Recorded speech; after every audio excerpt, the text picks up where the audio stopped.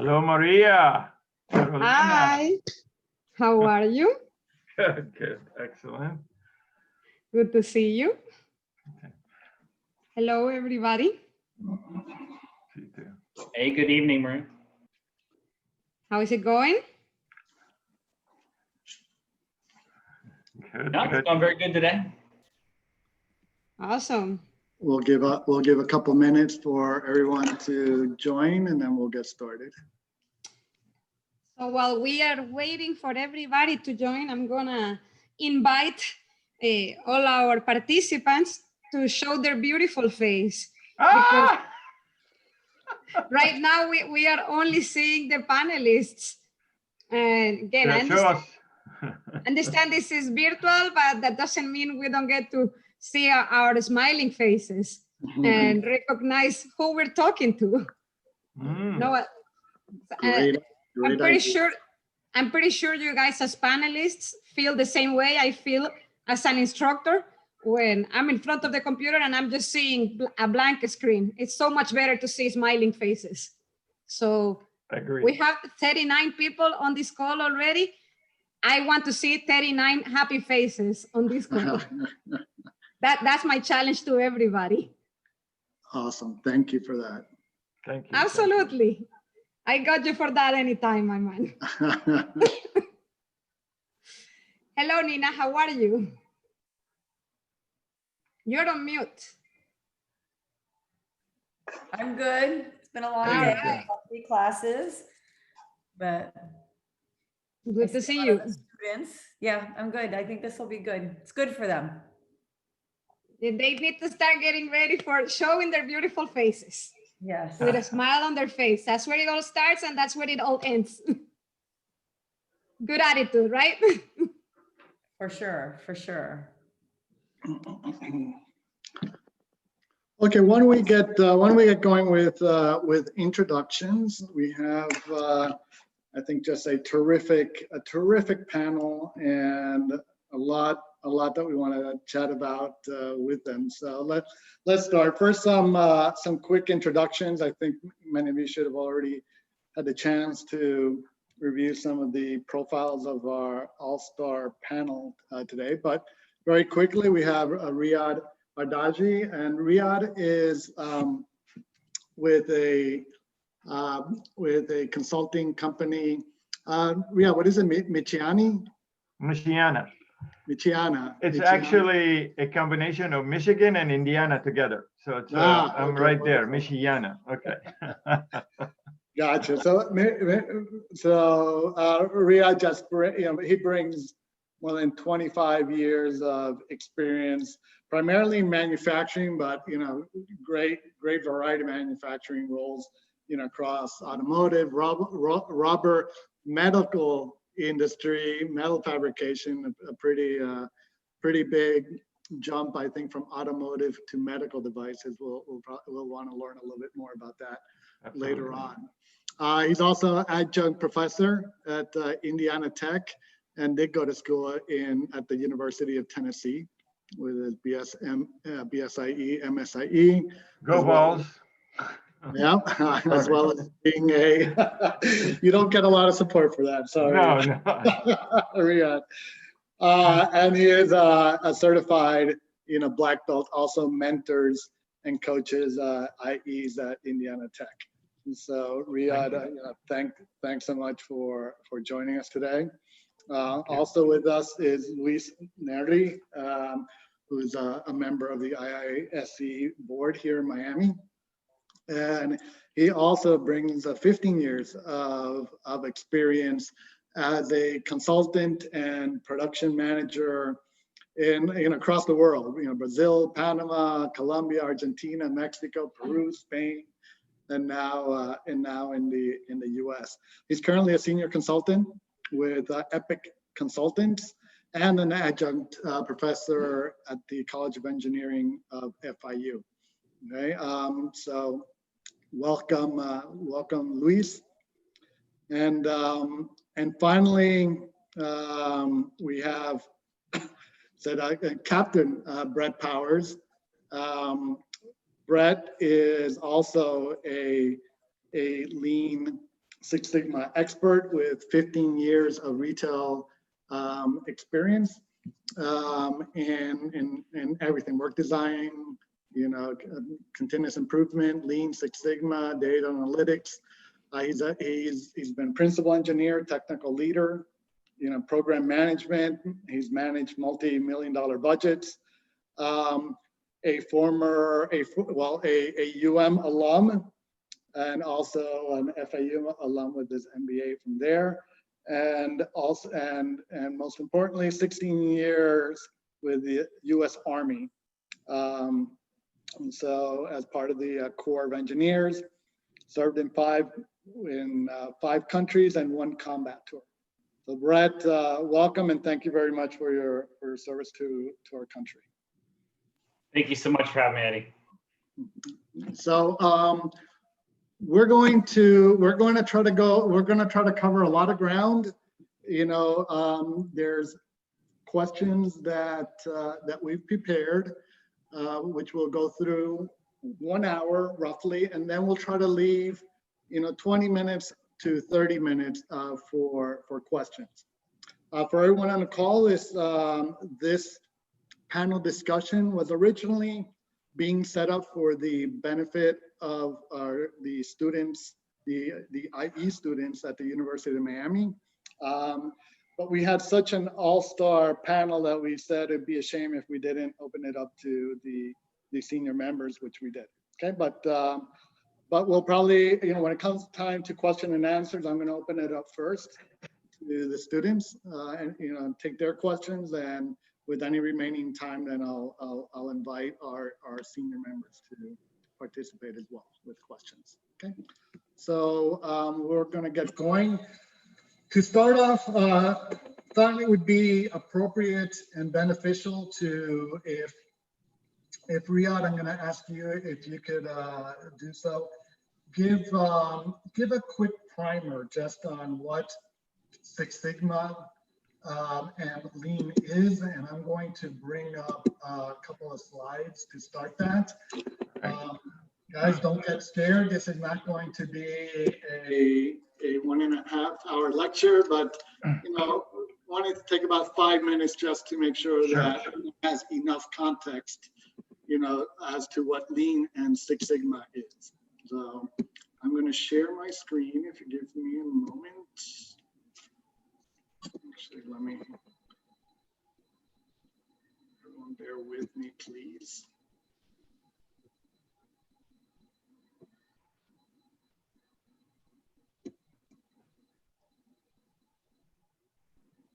I'm getting there, share screen.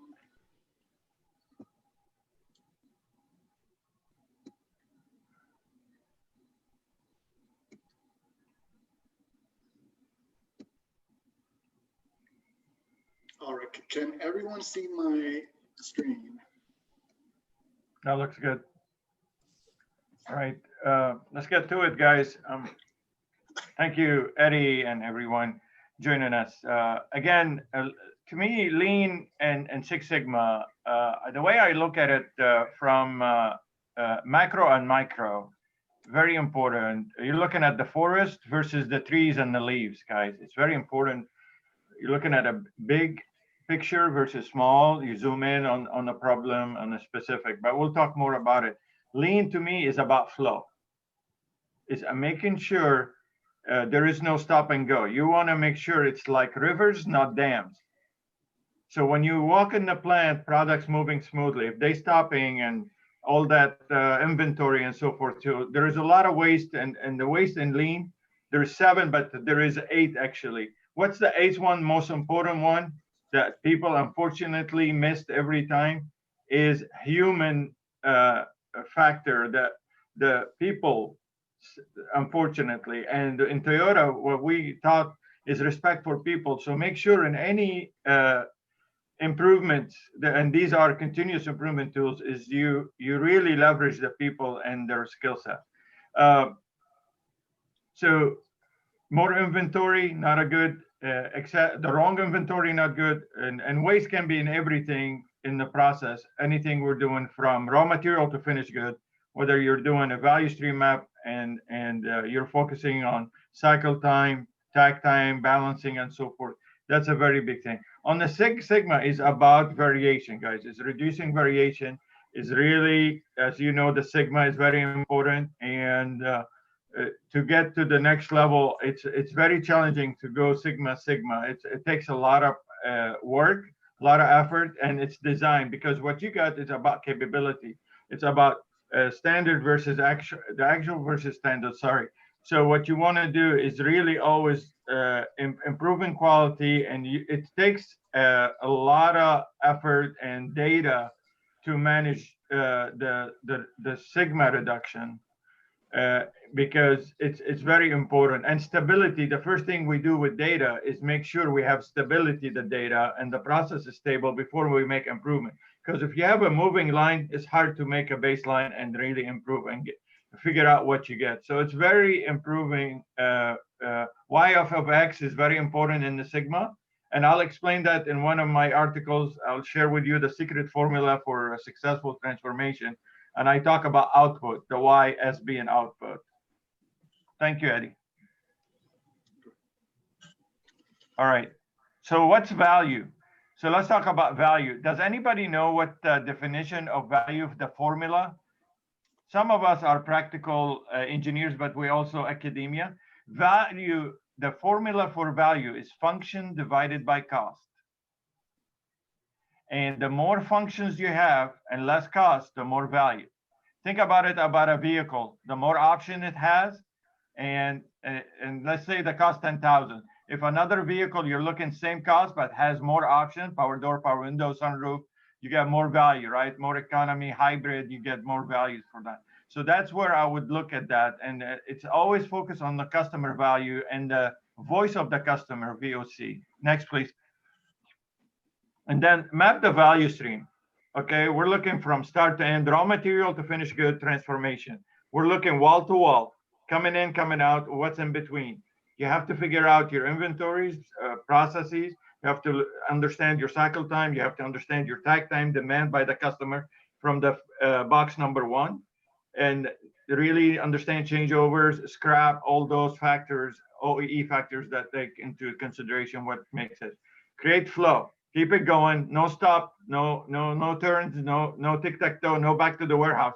A lot of times we see processes, you start on operation, goes to the warehouse, back to the warehouse to the operation, back, tic-tac-toe, no good. This is not good. Pull, always have a signal. Pull system is a signal, is when you need it, where you need it at the right time, right? Having the right product, right place at the right time. So make sure you have min max levels and adjust those based on your demand level from the customer signal. And the last is about keep improving. My motto about continuous improvement, folks, is do better today than yesterday and do better tomorrow than today. If you keep moving that needle, it's continuously improvement. Thank you. All right, here we go. Before 6, after 6, Lean Six Sigma. So I don't know anybody. I know we made us hungry, Eddie. Sorry, thanks. So we got this. So the picture tells all. I don't need to explain it, but you can tell how the inconsistent quality and impact before and after picture is very. So the variation really can eat you. More expensive, less cost, scrap. That's not what the customer wanted, and so forth. Okay, 3 pizzas per hour versus 6. Sounds like slow oven still. All right. Awesome. Thank you for sharing. Okay, thank you, Riad. So those are 2. So lean is about improving the process and the flow.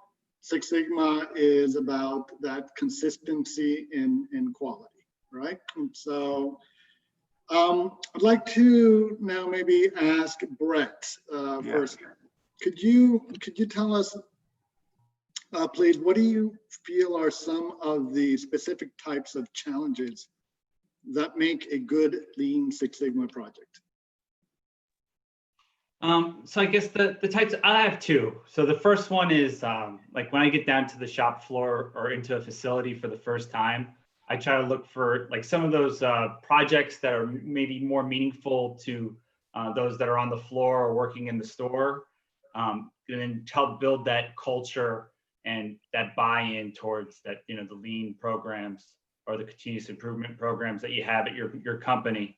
And then once you get that going, it's kind of like a snowballing effect. Once you got so many people on board, they're kind of helping you bring all those good ideas so you can execute those projects. The second part is anything cross, like functional or cross departmental. You seem to always be, these projects are always the most fun and just pull a lot of value out. Thank you. Great, thank you, Brett. Luis, would you add anything on what kind of challenge or opportunity makes for a good Lean or Six Sigma project? Absolutely.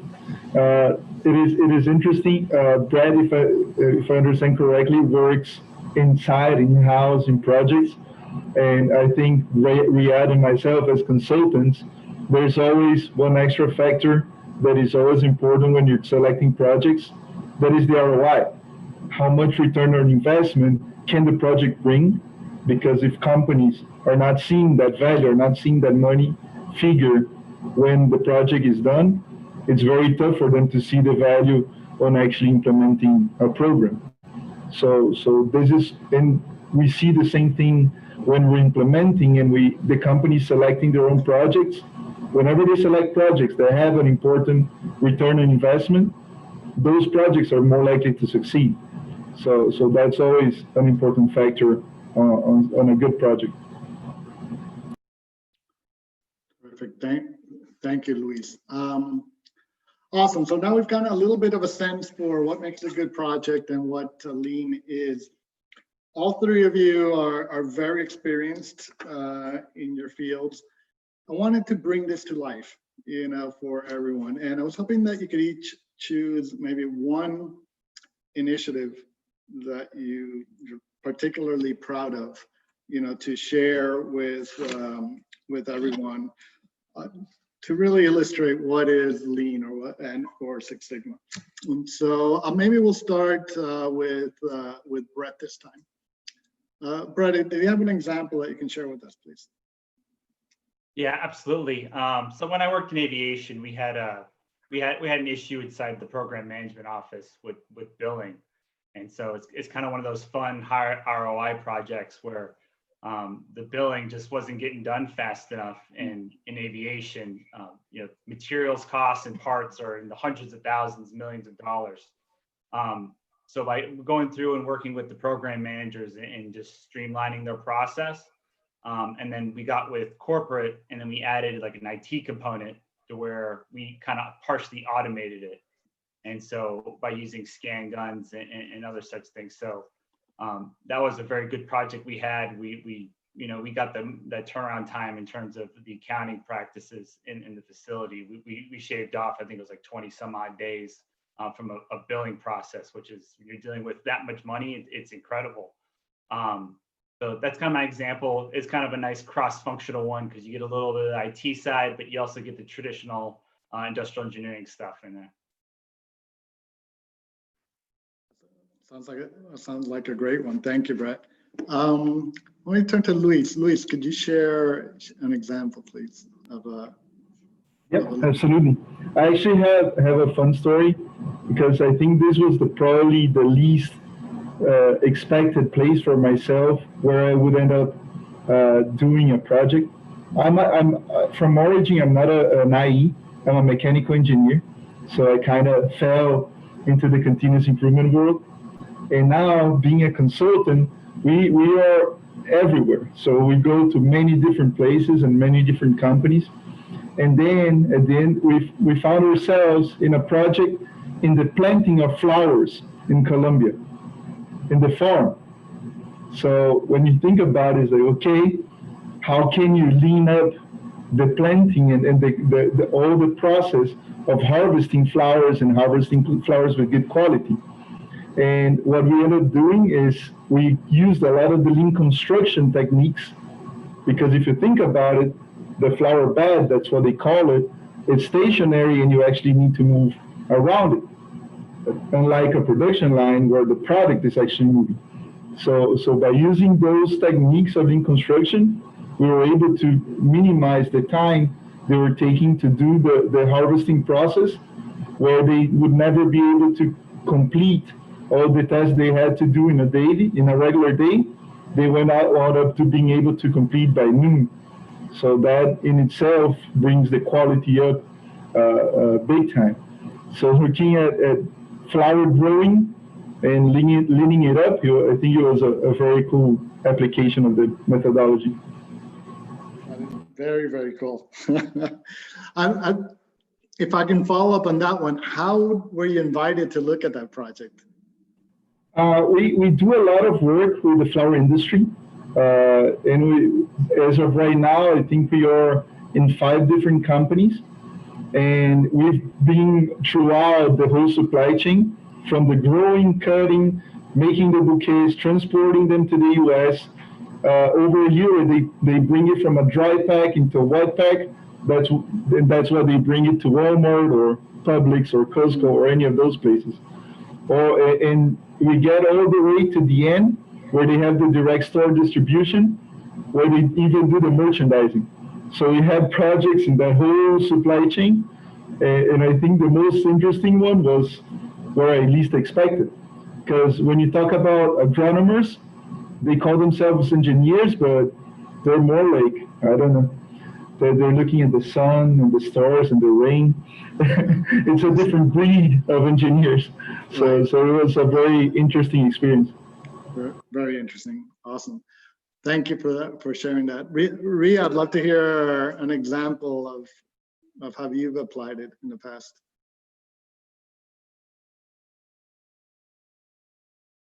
You're muted. Sorry, guys. I would like to share something recent. Today we're going through digital transformation recently, especially with COVID, post-COVID, because, for example, one of our digital apps today, I can't show you, but it's anyway. But it's taken 5S audits, any quality confirmation checklist, put it on the app. So you get whether you're doing sorting and cleaning and stuff, or COVID entrance at a building. So we check the people temperature, we check it. So it's all in the app, and you get a dashboard, and you get action items, follow up, emails going to the right people, networking. So if a person works for, say, in facilities and then he is cleaning a janitor and find an issue, he can take a picture of the situation. Employees all have the same app. They can be taken observation. Parking lot has a pothole, the check-in, the safety audit, the Kimba walk, the 5S audit, all those really with $10 cost for an employee. It's very important to get rid of the paper, eliminate it, and put it in the digital, and then he or she get a reminder when to do the audits, say once a week, once a day, a certain time, and then go out there, report it, and it goes right, no data entry, nothing, no faxing, nothing. It doesn't go, no more paper, right? We're saving the paper to the environment, but it goes right to the, so this is very transformational. It's eliminating all that waste of getting the paper, make a copy of the paper, take it on the clipboard and stuff. Also, what we have is a technology with location GPS. So we can really find out where's the person when he or she took the image. And then if they auditing a machine, a process, we ask them to scan the QR code on the machine. So we know they went there, not done it in an office, pencil whip, we call it, you know. So we have facts, we have location, all these failures that require pictures. Please show us a picture. Picture worth 1,000 words. And we got people reporting this information automatically, and we decide who gets notified. And then it goes to an action item, and then it gets to a dashboard, close, open, green, red, all the data analytics with that Power BI or whatever. So you can look at month by month what's happening. So that's one. I have a bigger one project, but if we have time, I'll talk about transformational project, $400 million initiative at Zimmer Biomet. And we'll talk about innovate and improve, how we leverage supply chain sourcing and other department functions to really cut costs. Excellent. Thank you for that. Going back to the same example, though, can you take us back? Can you take us back to the beginning of it? How did you explain where you ended up, right, and the innovations that you introduced. What was the start of the initiative? What were you invited to do? What we started is this application was done in a different industry. So we leverage, and that's what reflection and Yoko Norami and some is you take one invention or innovation or technique or a tool and you apply it in a different industry. For example, the automotive companies under AIG, we have a CQI 8 is a standard for what we call layer process audit. So 10 minutes, 10 questions. The supervisor does one audit. The manager does once a week, and the plant manager does once a month. So a 3-layer audit. We drove it down, for example, for the operator L0. So it's very important. But what it started is in one industry we were doing it already, and now we started taking it to anyone that's doing lean has a check sheet form, so we can leverage that. But the demand is really drove it faster now this year because of post-COVID. We see an acceleration of that. Hey, I'm done with paper. I don't want to touch anything. Everybody has a phone. Leverage that phone and use it. Great, thank you. So terrific examples. Thank you, guys. Wanted to the next question, and this is for Luiz. Oftentimes, what's the old adage? When you're a hammer, every problem's a nail, right? Lean, and in this case, there's 2 tools that have come together, Lean and Six Sigma, because one is, as Riad explained earlier, one is macro, the other one is micro, right? Just curious of what other tools or methodologies do you find yourself bringing together on a Lean project? Yeah, I mean, one thing that I always joke is that what we do have is that huge toolbox where we pick up the tools from the toolbox as need be. And one funny thing related to that is I'm not that big of a fan of constraining into one methodology. We do call Lean Six Sigma, but at the end of the day, what you end up doing is grabbing whatever tool is required. Lean Six Sigma doesn't talk about doing macros or doesn't talk about doing some level of data analytics. Right now, one thing that we're going deep into is that machine learning. And how can we add that as part of the analysis for more complex projects?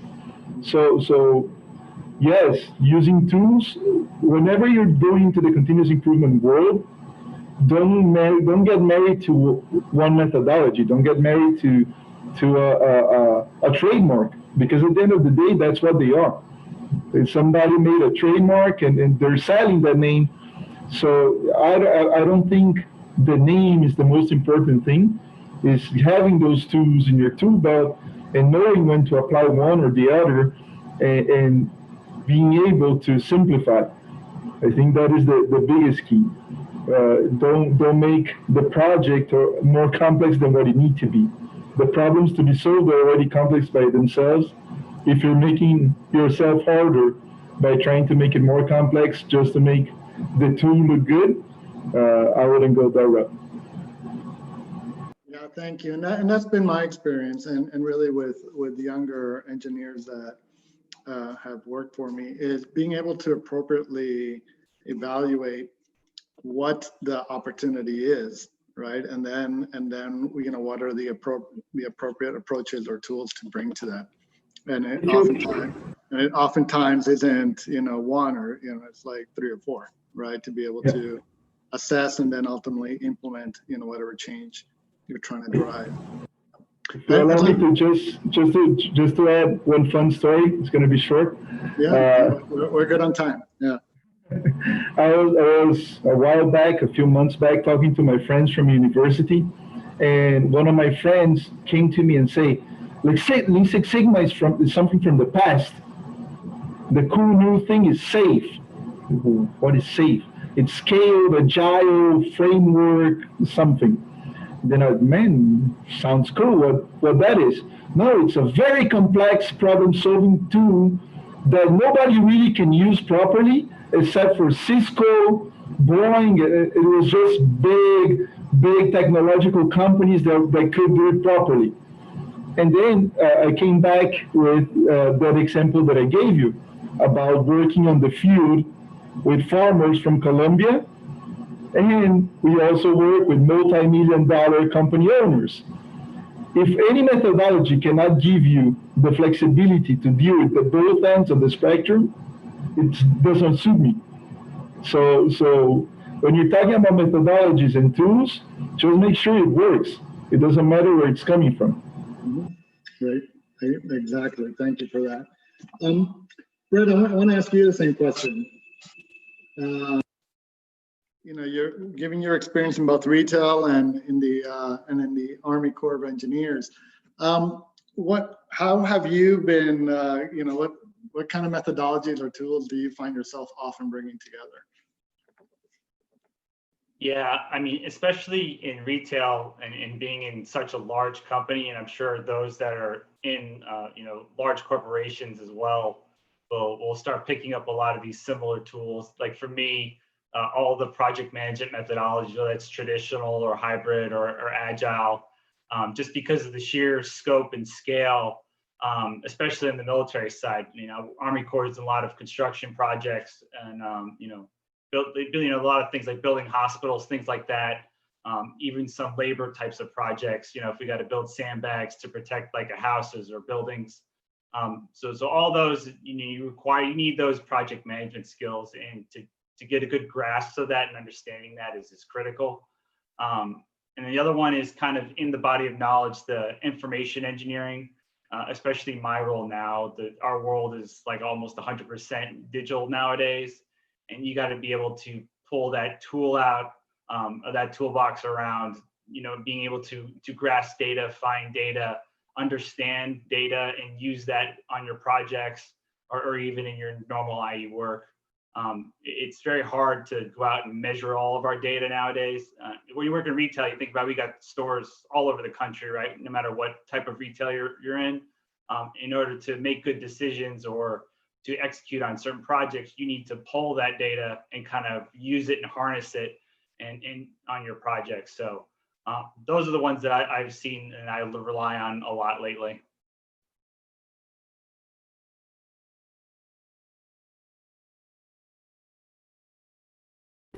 I cannot hear you, Eddie. Yep, thanks for that. And I would imagine in any field where the ultimate outcome is going to be a digital product, you know, Brett, like you were describing that, you know, you'll have a lot of the traditional IE skills up front, you know, of agile, to evaluate really what is the process flow that you're hoping to achieve. But then transition it to ultimately, you got to now transition to actually converting it to a digital product, you know, that consumers are going to be using, which will necessitate a shift then to some IT development approach, you know, where agile is now the norm in the industry for developing any kind of software type, you know, product, or as you were mentioning, safe, which is scaled agile, right? To where you have, you know, multiple development teams working at once, and then within that you have what used to just be ergonomics is now really very focused on UI UX, right? And making sure, you know, that we're getting those proper designs that people can use appropriately. So, you know, back to I think the key theme, the more tools that are in your belt, you know, the more you can, if nothing else, recognize what kind of problem it is and make sure that you're bringing the right experts to bear solving each of those micro problems. So moving on. Thanks for that example, Brett. One, to turn it back to maybe to Riad. Riad, you wrote an excellent piece on effective transformation, which I read, and you highlight, in that piece, why lean projects often fail, right? And I thought it'd be, very, valuable for you to share some of that experience with everyone on this call. Sure, absolutely. Thank you. You were kind enough to send over a couple of slides for that. So I'm going to share my screen again. So the first slide, we're going to start with the quiz. So everybody's going to take a quiz. So get ready. Not the pizza, sorry. No, I'm there. Everybody getting pizza tonight from Eddie, by the way. Eddie, give them your coupon code. So no, go back to the first one. I'm not screwing this all up. Okay, is that? All right, let's go back to the before that. Sorry, is that one? Sorry, after. My bad. So really a continuous improvement. Again, guys, how in the plants or whatever, or functions, we're busy. And a lot of times people so busy, they're not looking. And like you see in the picture, it tells you a lot. Even, they're not looking to see what they got and how they can help themselves to make it better. Sometimes we need us IEs to really open the eyes and take that, really the glasses or whatever to look at the macro versus micro and so forth. So I appreciate this slide, and we use it a lot, and please work smarter, not harder. So there is always better tool, like Luiz and others said. So open that box, and sometimes the solution is right behind you. Next one, please. Thank you. Sorry about the confusion. So this question is for everyone. So we need some input and help us. So tell us what these three pictures have in common.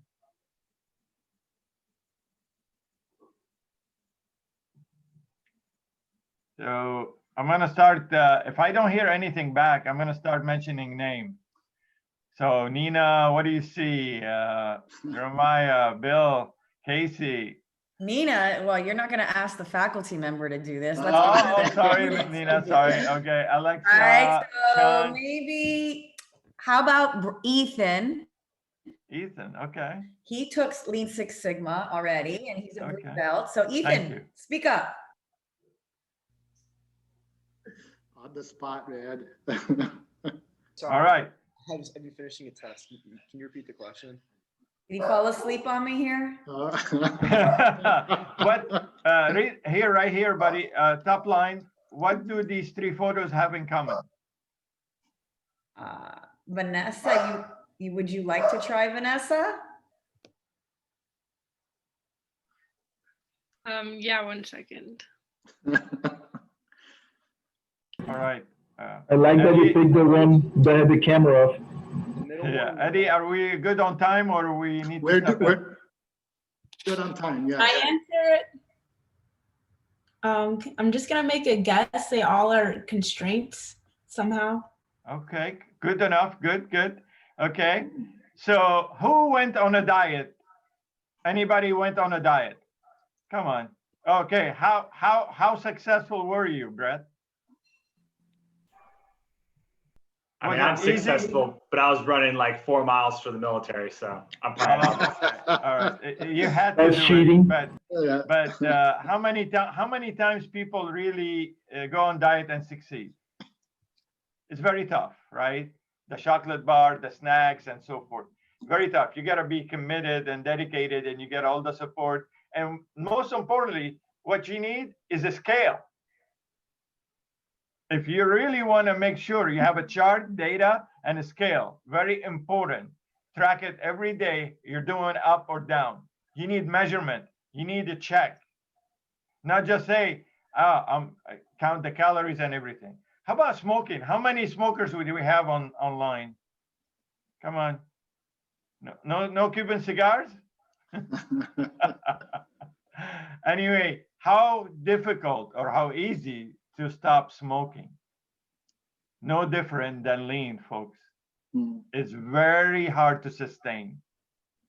You can do good 1 week, 2 weeks. How many times people went back to smoking again and again? Yeah. So, and smoking, you need to count cigarettes, you need to count all the habits, measure it, and check it, sustain it. You got to make sure. Lean, no different than this, guys. It's very hard to sustain lean. You do a workshop 1 week, you go into the company, you come back a month, 2 months, they went back to the old habits. But why? No checks, no balances. The top management busy with firefighting. They're not paying attention. People change goals, direction, saying, oh, now we got to do this. Something happens. So there's a lot of things. I will talk about each item, but what gets in the way. So I'll explain it. Does that make sense, guys, folks? What we're talking about, diet and smoking and lean. They really tough to sustain. Okay, next. So let's talk about, so in my article, and I hope Eddie will send the link and Maria Carolina send the link to everyone about this article. It's a little bit long, 4 or 5 pages, but it talks about each one of those. And honestly, I'm working on a book and each will be a chapter. But to have a successful change, you need to have a sense of urgency. Why it's important to the company? What does it mean to us? How are we going to impact people's life, right? With COVID-19 vaccine, for example, it's very important. It's a sense of urgency. We must do something, right? We need to really flatten the curve and so forth. You have to have a drive. We're saving lives. We're saving money. We're saving whatever it is. You got to have the passion to say it. You got to have the next one, C-suite, right? So the C-suite support is the executive, the CEO, the directors, the VPs. So they need to start sponsoring you and helping you, giving you money, resources to be successful. They can't just give you lip service. They got to walk the talk with you. The third one I'm talking about is less confusion. If we don't have a vision, a compass, a true north, we call it. If there is no vision, where we at, where we going, the leaders, those high level C-suite, they got to give you 5, 10 years, where you at, where you're going to be. And they need to take us there, help us, to make the road for us, the money, the resources, the asking the right questions. The fourth one is communication. If we don't have good communicating with the masses, with the people, where we at, where we going. At one hospital, it's an example, we had a pocket card they carry with them. I have it here in my drawer, but you can't see it now. But it's who you are, what you do, how can you add value to the company. The CEO of the company, when he sees these people running around, he pulls the card, say, what do you do for us? It's very important they all know how important they are, what they do to the mission. Skills. A lot of times is do the people have the right skills? Have we trained them in Lean Six Sigma? We told them, oh, now you're lean, do it. Did we give them the right skills, whatever tools and skills and training and sustaining that? The next one's incentives. Change not going to happen just, hey, now we're doing it this way. You need to give them some incentive why to change, either saving lives, saving money, promotion, recognition, and so forth. You need to give them really a piece of the pie. If not, you will have just little change, not a big change. False start action plan. Plan what, fail to plan to fail. So it's very important to put action items, what, who, when, by, and by why, and so forth. So you need to put action plan, the 5 why and so forth, and 1 H. The resources is very important, that you want to be successful, but you don't give them the right people. So you want to change the world, but you don't give them the people, and people will start frustrated leaving the company because they cannot do it. Either no money or no resources of people, the right people, the right teams. So in this one, we call it Y F of X. All these X's are in the bottom. You see it to have a successful change, whether it's urgency, the variables, the sponsorship, the vision, the communication, the skills, incentive, action plan, and resources. So you got to have this successful recipe, this formula in front of you. If one of them is weak, it's unfortunately going to fail. And 80-90% of companies fail lean, but they still do it. And unfortunately, they miss some of these things we talked about. Any questions? Any follow-ups. Do you think there's any one of these bubbles that you feel is typically the one where that gets missed and why things fail? Yes, I think what happened, I see it a lot in the middle management, is the confusion is between the vision and the urgency. I see people going east, west, different directions. I see the firefighting. They in the minutia day to day. They never get out, like we saw the wheels on that Lego. They never get out saying, "Hey, let's look at a different way. Maybe we're doing it not the efficient way." So they're really not effective or so. So we need to look outside the box and see what's going on. Other companies, unfortunately, they don't have lessons learned from other companies. And that's what really continuous improvement is. Before you do something, learn from others' mistakes. Yep. Great. Thank you. Yep, thank you. Agreed. My experience, first of all of these resonate with me personally. That green communications one is the one where I feel you cannot communicate enough, right? Or you can't over communicate. Keeping everyone, as you said, and aligned and where we're at, and organized and communicate and keep going back to that vision. And where you are in a plan is where things often just fall apart. Because most of the time, at least in corporate America, you're not working in isolation, and you need to bring 4, 5, 6 different teams together to get anything accomplished. And that's why that communication is so critical. Well, thank you. Thanks for that. When we get to the question and answer, guys, if there's any questions about this, I'll pop the slide back up, and we can go dive deeper into this model. Well, so thanks, Riad. Brett, you're a bit unique on the panel, and I think across IEs in general. There are not that many IEs working in retail, right? And that's where you've specialized over the last 15 years. With the emergence of Amazon and online shopping, more generally, it's had obviously a huge transformational impact on the retail industry.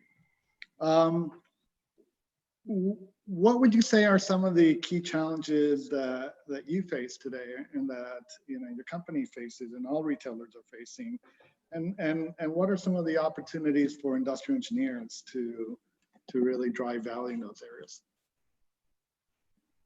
Yeah, so I know we're going to talk about the COVID effect, because that's probably a huge one later, but in general, right, and being an IE in retail is a lot of fun, and like you said, we're extremely very, very, very few of us, and it's highly niche, I would say. Mm-hmm. So we get to know a lot of each other very quickly. But in generally in retail, we have we would talk about the retail apocalypse and all this stuff on the news, which just kind of translates from as IEs, we're more of like system thinkers, right, or process driven. So when I look at a retailer or a store, I see a labor system. And so, they call it the retail apocalypse because the way we're conducting that business, or the way we're doing the physical work in the store, is dramatically changing, and it's been changing over the last 5 to 10 years. And the COVID effect, it has kind of pushed that, I'd say 5, 10 years even more forward. And that's represented in what we would call omni-channel. And so just kind of a background for everybody else on the call, traditionally speaking, right, you'd be in the DC, you'd ship product to the store, customers come into the store and they buy them. And then the opposite for traditional online, you order something online, the DC ends up shipping it straight to your house via some sort of FedEx or US Postal Service. So now with the combination of the two, what we call omni, is where stores are becoming more like warehouses, and warehouses are becoming more like stores.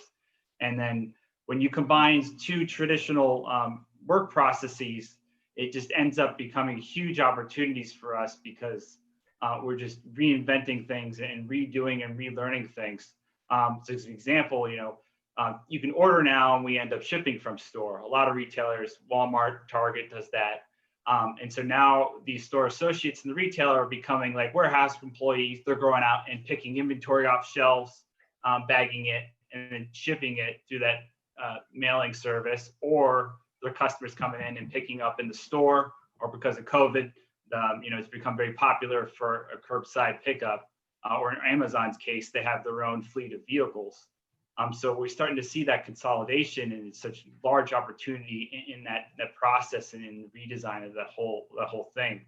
And if you look at all the retailers out there, the execution on this omni-channel piece, it varies very wildly. And that's why a lot of retailers are going out of business, especially now, because of that pull forward. For all those who didn't have an omni-channel strategy, they're suffering in this almost entirely digital environment.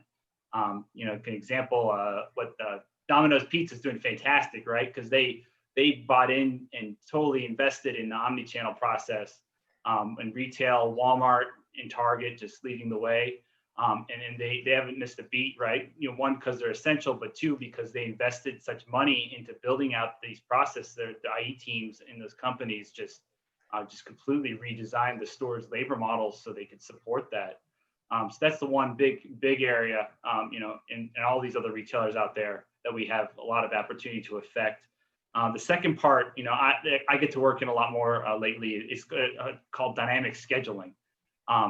So the warehouse has been doing this for a long time, right? They're using their ERP system, so they know how much product they're going to move and ship in a day. So they kind of align that labor.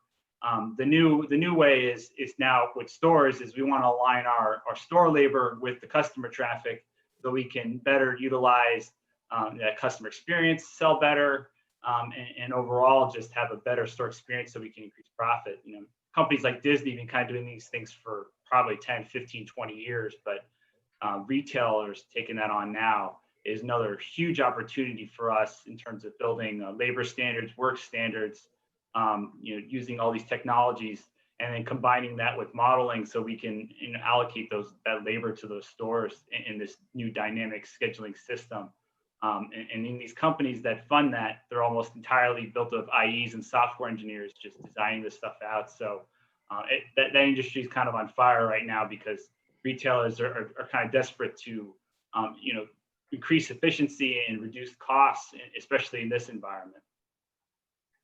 Oh, fascinating. So this omni-channel, so basically retail stores are being used as your warehouses as well for online shipping. How does that, with your dynamic scheduling, does it also work that way where you're shifting labor from attending customers during peak and then they become online shippers, when during off-peak times, or how does that work?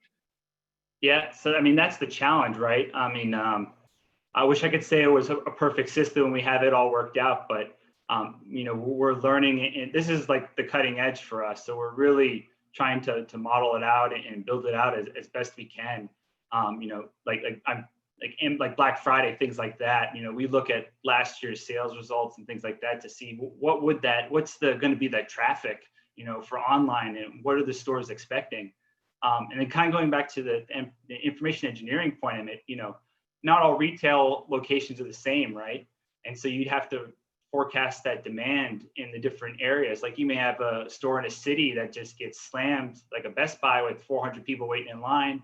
And then you might have a store kind of in a rural area and nobody shows up. So part of our job too is to figure that out and to forecast it right. And adding the dynamic scheduling piece, it's a blast. I love it. It feels that way. Fascinating. Well, let's stay with you, Brett. So what you mentioned that COVID has accelerated the rate of change. What are some of the changes that COVID has brought about, or that you've had to react to in the retail industry? Yeah, so if you're in the retail and service industry, it's been a hard time for all of us. And those of us who are lucky to be designated as essential retailers, a lot of it's health related, right? And we kind of go back to our industrial health and safety kind of courses and concepts. It reminds me of when I was on the shop floor in aviation, some kind of thing, our associates' health and well-being. How do we implement processes? How do we implement hard controls to manage, COVID inside locations? You walk into Publix, you see masks, you see the screens and all that. All that requires some sort of labor and execution and things we get involved in. Got it. Yeah. Understand it. Yeah. Luiz, how about you as a consultant? Have you felt any impact, with the kind of work that you've been asked to do due to COVID? It's interesting. I haven't felt as much, to be honest. Right. I think the biggest change that happened was the going online and a lot of meetings through Zoom instead of doing them in person. On the classes that we teach at FIU, we teach the green belt and we teach the black belt. Doing them online, it changes a little bit of the skill set. It's interesting. I admire a lot the teachers that can deal with 20 plus students in a classroom online by themselves, yeah. Because it is a lot of work being able to handle. And I got here in front of me, I got the one screen with all the cameras, the other screen with the presentation. So it is a lot of effort to deliver something that is as entertaining, because when you're talking about adult education, that's a big factor. Being entertaining and making sure that everybody's enjoying the class and not necessarily only getting the knowledge. Sure. And in the day-to-day practice, to be honest, the changes in projects, not as much. There is a little bit of focus on supporting people to be working from home. So I have a project in a company that we were doing that was focusing on quote to close ratio, so in sales. And a big part of that process was in paper. So we had the luck actually to get it set up to go paperless 1 week before everything closed. So we lucked out, but at the same time, if we didn't, that would have been a big focus. How can you support? How can you have the supporting processes ready so people can work more and more from home? I think that would be going forward, knowing that tendency is going to happen more and more. I think that would be one area of focus for the future as far as projects go. Well, let's end a theme on the future. Really, beyond the short-term changes that COVID has brought about, what are Luiz, what have you seen from your consulting practice, or some of the broader emerging areas of focus? Yeah, lately what I'm seeing more and more is companies not necessarily are focusing as much in cost reduction, but they're focusing a lot on cash flow. And I did see a piece a few months ago that most companies, I don't have the percentage, but most companies that fail, that go bankrupt, they don't go bankrupt because they don't have enough sales. They don't go bankrupt because their costs are too high. They go bankrupt because they don't have the cash flow to sustain the everyday operation. So, and this has been talking to owners and talking to presidents and GMs. That has been, I think, their main concern and their main focus right now. Yeah, is how can you make sure that you got that cash at hand for everything, either for expanding or for hiring or for having people or whatever you want to do with that cash, but having that cash at hand, like Nina saying in chat, cash is king. You absolutely, if you are an IE and if you're going into that world of continuous improvement, if you guys can free some cash for the companies, they're gonna love it. Yeah. Awesome. We have, from your perspective, and looking at potential areas of focus for IEs as they graduate, and what are some of the different areas that you think IEs or different trends that you've seen in the industry that you think IEs might be good candidates to help fill? Thank you. Great question, Eddie. Honestly, recently in the last few years, the power of big data data analytics and understand before understood, right? Today, as a consultant, before I go to talk to the client and tell them, of course, I listen, what are your problems, right? Tell me your pain points. But I tell them, do you have data for me? And I run the data to understand and confirm what they were telling me. They got the language and that. So I think big data is a great one. The machine learning is very important. Luiz mentioned it. I don't want to mention a company name just for benefit, but this is an e-commerce retailer, about $1 billion in sales revenues. What they do is look at shoes, sneakers. And it's funny, it's all manual. So the person, the inspector, when you receive a new one, guess what? They open the box, look at the box, they look at the label, they look at it. Guess what they do also? They smell the shoe to make sure it's really new. So, right, the shoelace, the soles, everything, they look at it, make sure it's authentic, so they can sell it as a brand new, not a fake one. So from us, we're looking at vision, but also shoe size. I'm gonna talk, Brett smiling here, so is shoe size, right? Very important. 10, shoe size 10 and 9, right? Mismatch. That can happen a lot sometimes. So instead of the operator, the inspector opening and looking at shoes, guess what? We can use a scale, weight. We can tell by the barcode scan what shoe, and we have parameters, min, max, and stuff, and we can tell if there is a mismatch of the shoe size without opening the box. The second is another. So we're looking at robotics, picking up the shoe, turning around, smell. I'm working with some company working with us on the smell thing, because we can smell gas, we can smell a lot of things. Can we fine tune it to smell the odor or not? But the authentic and stuff. So the question is, when we learn about first 10 shoes, 20 shoes similar, we learn the failures, the fake, and guess what? The machine learned already from previous 10. It learned now to look for those items automatically outside us with the algorithm saying, oh, you know, the lace is a problem, okay? Or the sole or the tag or whatever.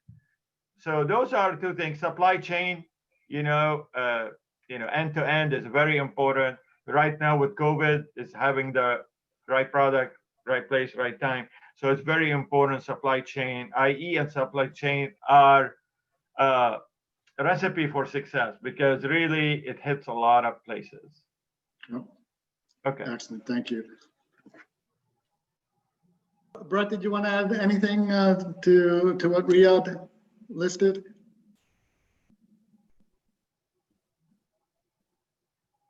You're on mute.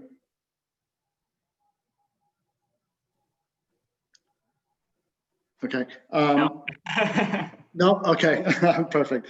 I would just concur also in the area when you mentioned big data, and my experience has been in the financial industry, and there's all about data, right? It's really bringing together traditional decision science techniques with artificial intelligence, machine learning, all fueled by big data environments to make all the decisions that make or break a financial services company. Who to approve a credit card, for how, whether to approve somebody for a loan, how big a loan, at what rates, is somebody going to pay you, when you start collection activities, what to market people. It's all big data, all decision sciences.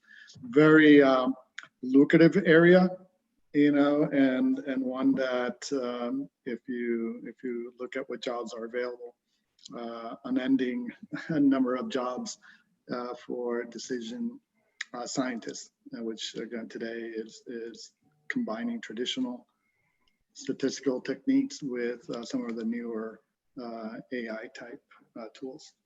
Hey, Eddie, if I may, just a comment on that, but I think it's interesting because a lot of people are looking into the analysis of the data, but there is another area that is pretty cool, and that it's related, that is cleaning up and making sure that that data is good. What we see a lot in companies is that their source data is not good. That's right. So what kind of analysis can you do when the data is not good? And I've seen in the past year and a half, I would say, a lot of focus on cleaning up the data, making sure that whatever data points is reliable and that we can trust it and that it's the reality, whatever the reality is, good or bad. So whenever you're looking into data, that is another field you can work on. Yep, absolutely. Good. Yep. Garbage in, garbage out. Exactly. Good point. So, awesome. Well, I promised to leave 20 to 30 minutes. I think we're right at the mark. So what I wanted to do is open it up to questions.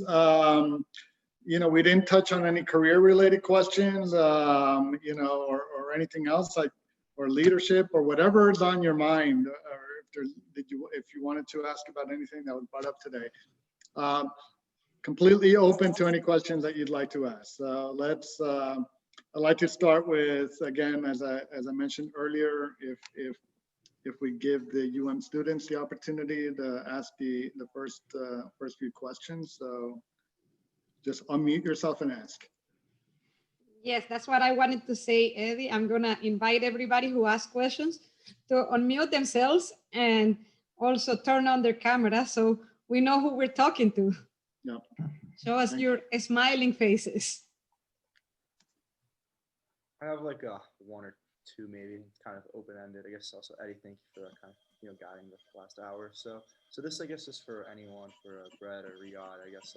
I guess what are maybe some like skills you think are important that, you know, can apply to any career path you go into, and then maybe like what's the most like effective way to kind of network when you kind of, you know, start in your like early career. Okay. You guys want me to take a stab at it? Okay. Please. All right. Ethan, good question. Thank you. I'm gonna share with you. I'm big on personal, and this is me, Riad. What happened with me? I network very good with my professors. A professor had a project outside the company. I took an internship because of him. He referred me in AutoCAD. It was the airport in Knoxville, Tennessee, and they were doing taxiway airways, the first AutoCAD 10D shack computer, and that was very important for me. I learned it the first time, and then he was consulting, and then he knew how much I loved it, and it's really good. So always know your professors, network with them. They're very important.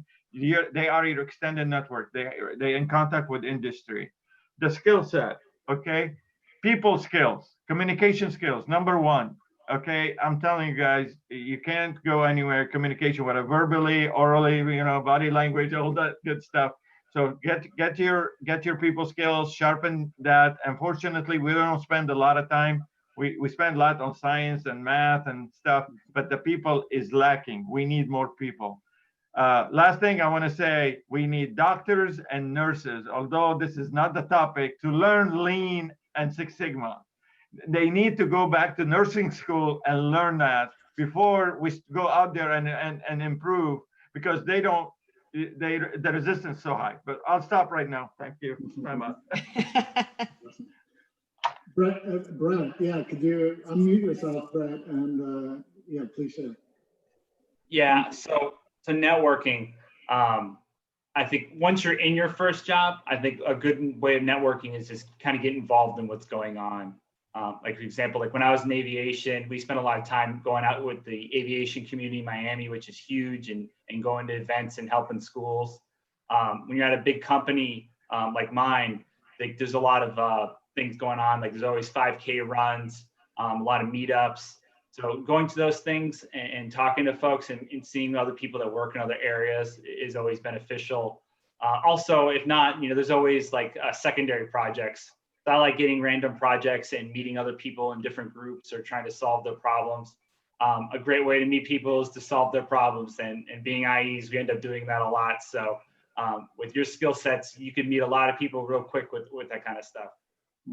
In terms of skills, I'm going to harp on the data thing because that's huge. It's so hard for us to find talent that is very extremely fluent in Excel, knows how to pull information from databases and understand and interpret and transform that data into what we need. So I think to be successful go forward, I mean, that's probably the most critical skill out there. And kind of like Eddie said, if you get into any kind of those data science roles, it's pretty much like a printing press for money. You might as well just sign a check for the next 10 years. Let me, again, yes, and the demand will only grow. Luiz, how about you? And I'll come back, open it up to the rest of the panel again. What are some skills that you don't learn in school that you feel that are, just so, have been so important to your success? I would say I agree 100% with Riad. The soft skills is the most important thing. Whatever, when we're going into companies, as far as technical knowledge, mostly any engineer is going to have that baseline of dealing with processes or making good decisions and being able to analyze data. But the soft skills, the being able to relate to people, to relate to owners, directors, managers, workers, to navigate that range, I think is the biggest item, especially if you're looking into becoming a consultant. You have to have that ability of navigating different worlds. So the soft skills. And as far as networking, I would say join us. So we have the professional chapter, ISE Greater Miami, join us. We do have a lot of events for networking. Hopefully soon enough, we should be doing them in person again. and that's a great way of knowing people. Well, we might be looking for hires. I'm going to talk about that in a little bit. We're looking for interns.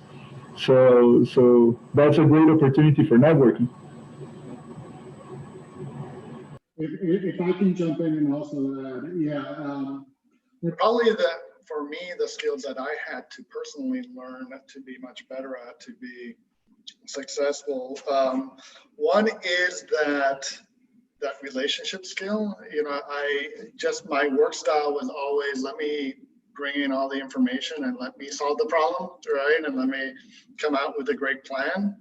It's still, quite frankly, my natural work habit is to do that. But I really had to teach myself and train myself. No, you gotta really be much more consultative, and be able to ask questions and get different perspectives. And you really just learn and you realize, oh shoot, maybe I didn't know it all, right?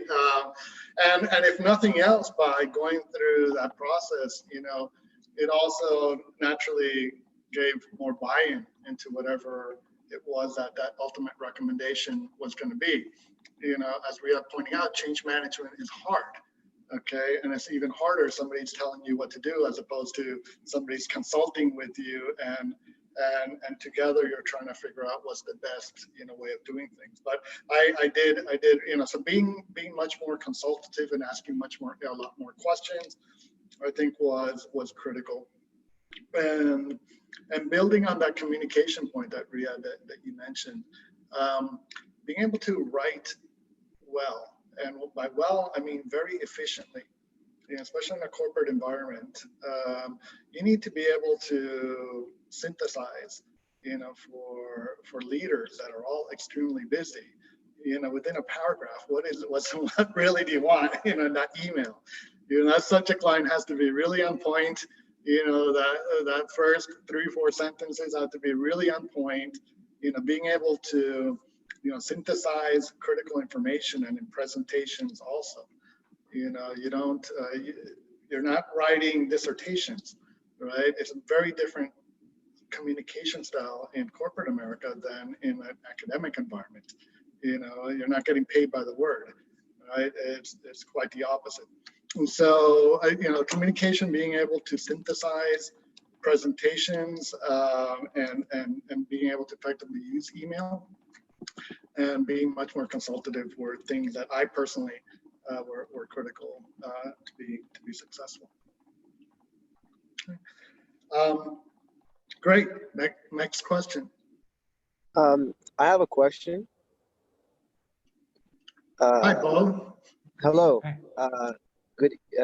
Great presentation. Thank you for all the information. It's very helpful. I have a specific question for Brett.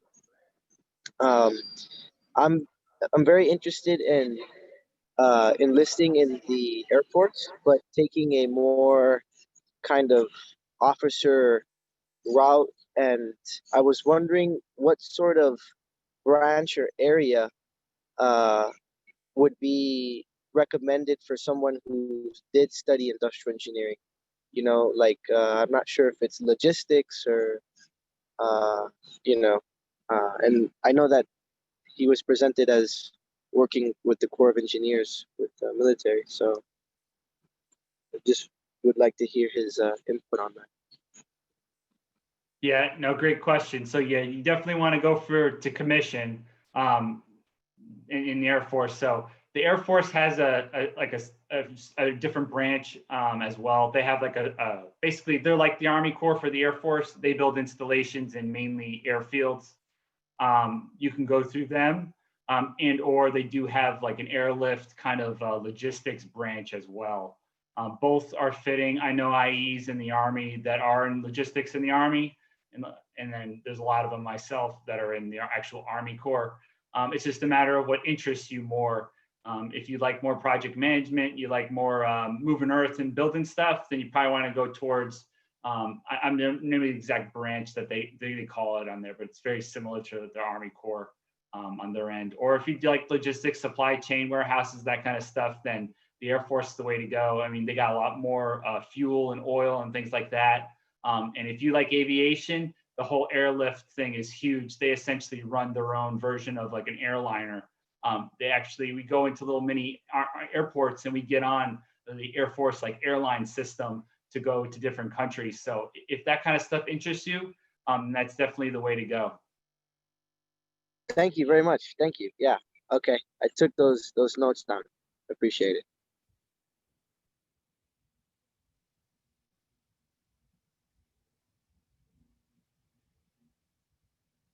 I think you're muted, Eddie. Thank you, William. You put a chat up.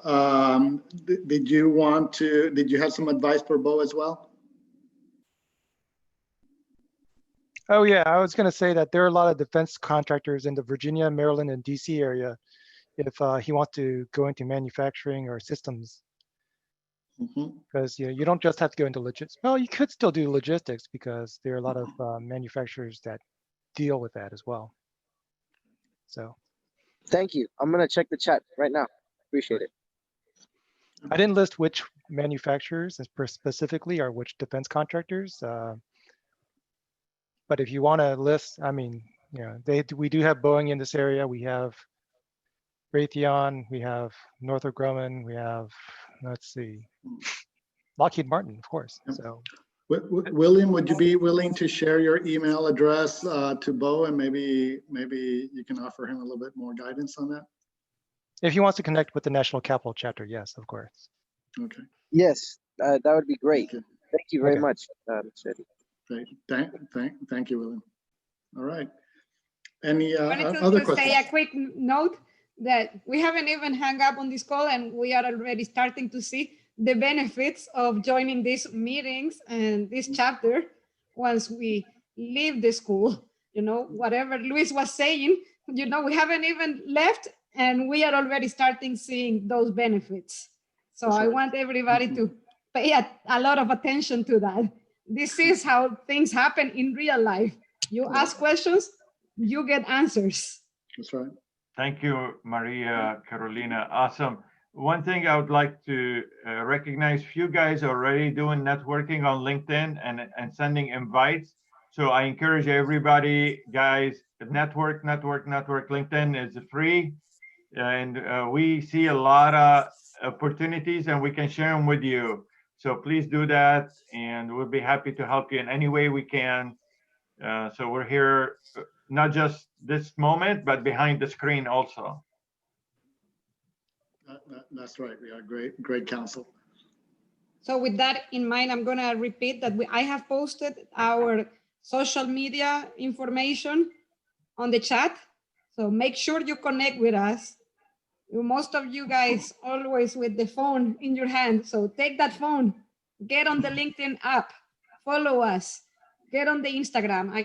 I will not believe that you guys don't have Instagrams. So connect with us, follow us. You know, by the end of this call, I hope that our Instagram and LinkedIn account jumps by 50 new people, 50 new followers. Okay, there's a challenge out there. There we go. Okay, we have 9 minutes. Let's take another. To do something, you got to give them extra credit, though. Yeah, there we go. I love it. I have a quick question. Yes, hi Alejandro. So hi, thank you for everything. Also, this is for anyone willing. So for me, the human factor is one of the most complicated aspects to controlling processes. So with everything turning into technology and going paperless, how do you deal with people who are not tech savvy? Like, do you make process easier for them? Do you find people who are actually more tech savvy? Is that something we should have in the future? Like, let's all be better at using computers. I don't know, whatever it is. Let me jump in, and then only because. So in my last role with American Express, launched the business merchant financing. It was all about digital lending, right? And I think a critical thing that. Well, first of all, the whole area of product management is another one of these areas where I think IEs would be, terrific at. And I always wanted to hire within my product management teams IEs because I feel they had that sensitivity to both process and the human factor.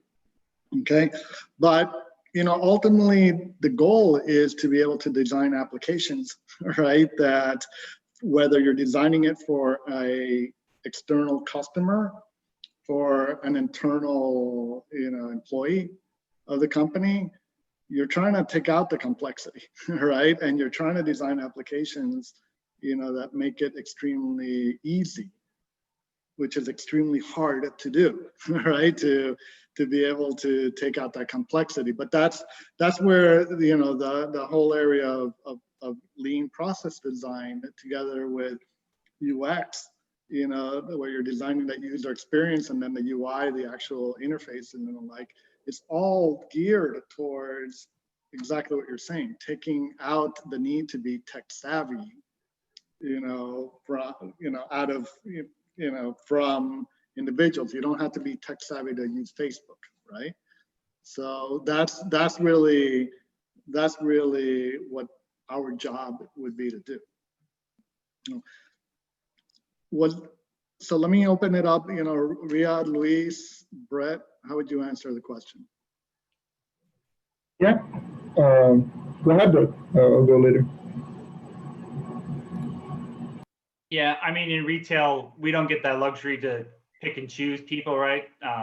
Essentially, majority of retail associates are minimum wage or slightly above that. So that expectation is not possible. So for us, we usually implement a lot of controls around whether that be security or like Eddie was talking about in design. You just gotta pokey-okey kind of stuff and make sure people can't break it. And we limit the access and people can and cannot do. Yeah, I absolutely agree with what both of you are saying. It's our job to make their lives easier. In many cases, you cannot pick and choose. Of course, for you, having that ability, having the tech savviness, it's going to help you, and it's recommended to anyone to get better with technology. But you're not going to see only tech savvy people in mostly any business. So whatever you're doing as far as solutions go, you need to take that into account. How can you simplify? How can you make it user-friendly in a sense? How can you make pokayokis? So it's all about finding that sweet spot where even if something's technological, it's simple enough that anybody can operate. Alejandro, did that address your question? Yes, perfect. Thank you all. Okay, good. Let me also open it up to anybody on the senior members also who would have questions. I don't have a question, but I did want to thank the senior chapter for helping our students create this event and for you guys speaking. As somebody who talks about this stuff to them ad nauseum, it's nice for them to hear it from somebody else. And I think it was on point. And if they didn't get something out of it, they weren't listening. But very, very well done. Thank you very much. Thank you. Thank you, Dr. Mifa. I have a quick question. Hi, I'm Juliana. Thank you for taking the time to speak today. I know that there are companies that are starting to develop like their own version of lean management and Six Sigma, like P&G and Ernst & Young are combining to like form their IWS. I was wondering if any of you had any insight or input on like this new market and the benefits or disbenefits to these tools. What I've seen is there's a lot of companies. Caterpillar have their own system. Unilever, at least in Brazil, they call it TPM. The different companies, what they do sometimes is they create, going back to what Riad was sharing about the communication and the vision, what they do is they create their own trademark to make it a little bit simpler for them to market.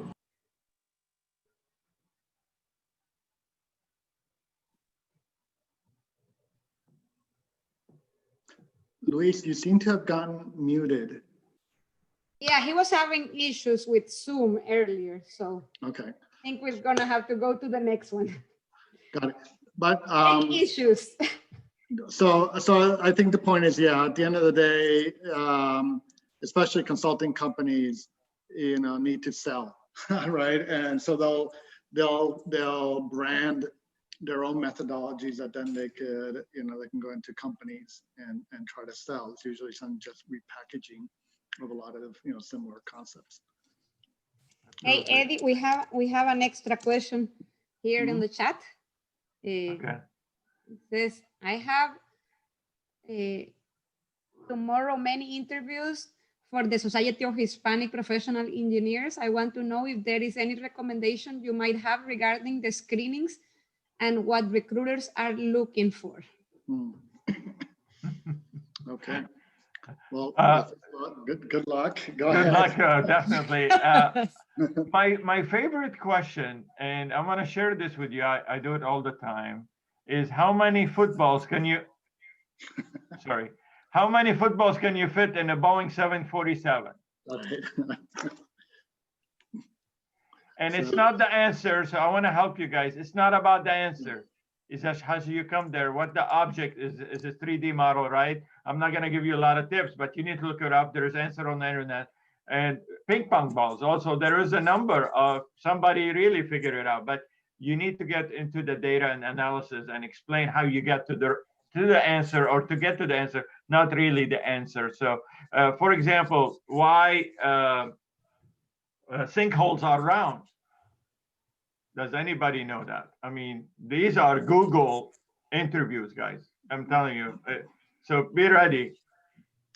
And actually, and on that note, my recommendation, Laura, is to actually Google, common interview questions, right? You'll find a lot of good materials, more than what we could probably share in 1 minute, right? But, and I give my own kids this, advice, go onto Google, look at, typical interview questions and practice with those, right? Ultimately, interviewers, your technical skills are what they are, right? But they're always going to be probing on different leadership skills. All right. So, just in the time that we have left, I would recommend that you go onto Google, look at what are key traits that employers look for, and what are some of those questions that bring out those traits.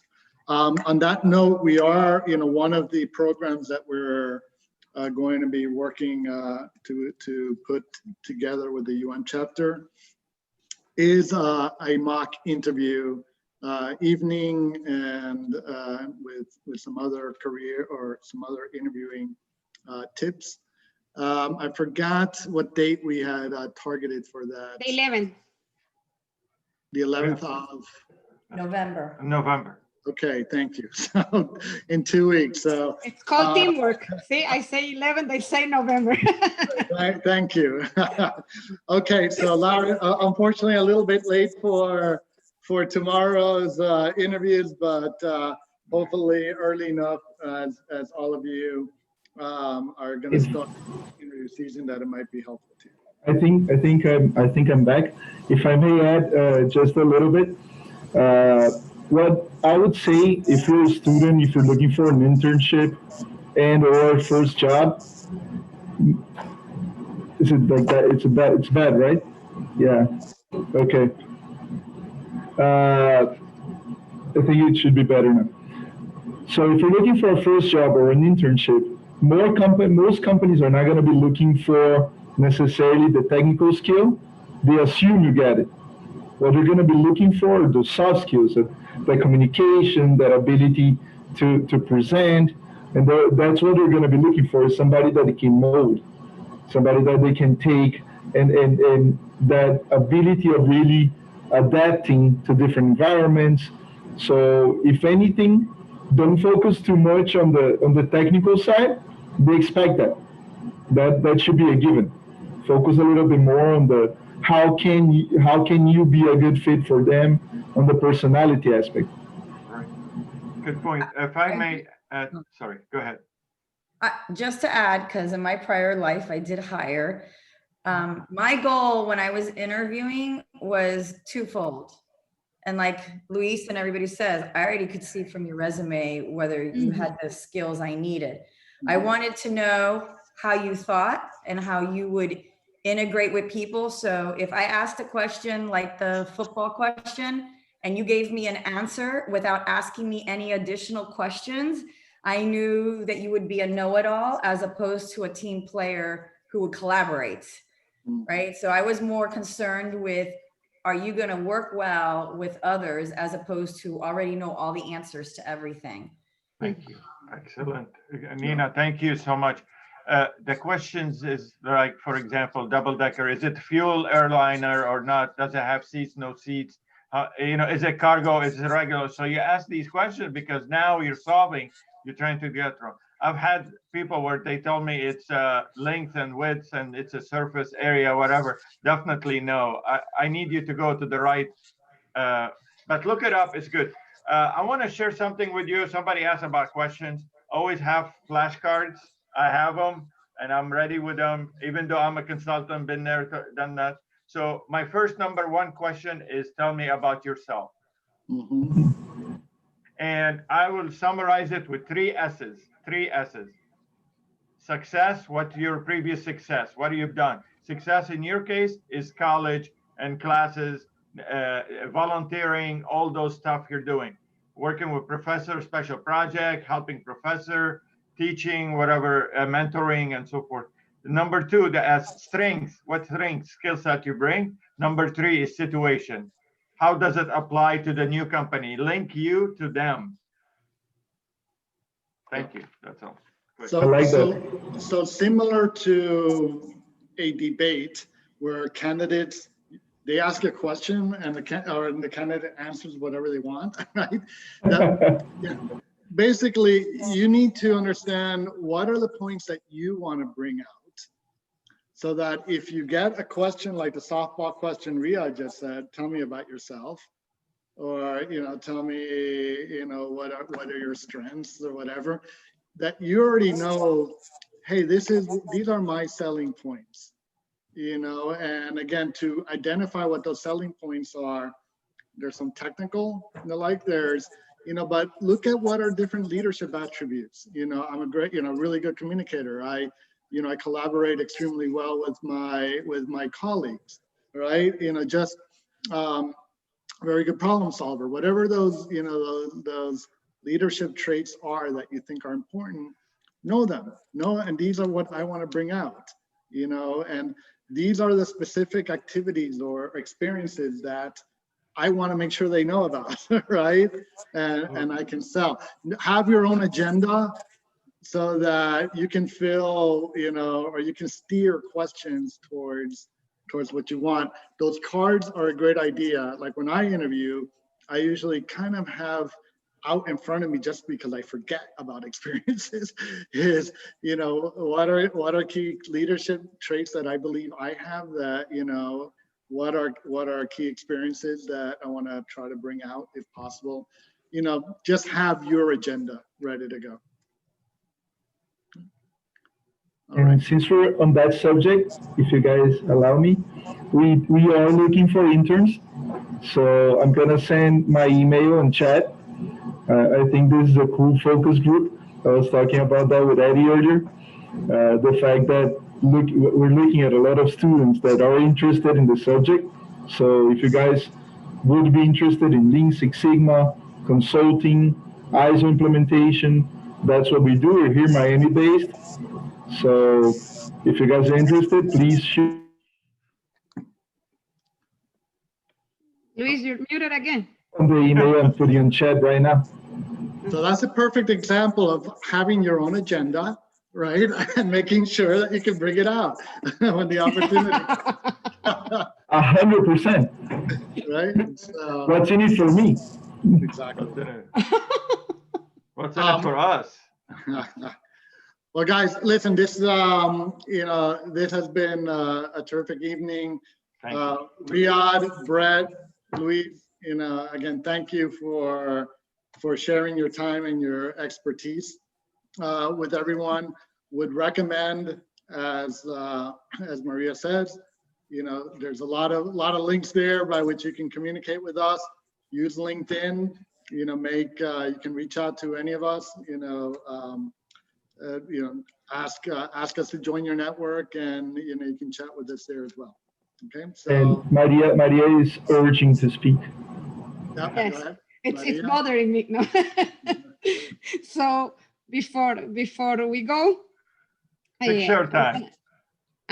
Of course, I'm gonna tell Nina, you're gonna give extra credit to the folks that turn on the camera now. Aha! For their picture time. They got an assignment. They got a lengthy assignment for their extra credit, so they will.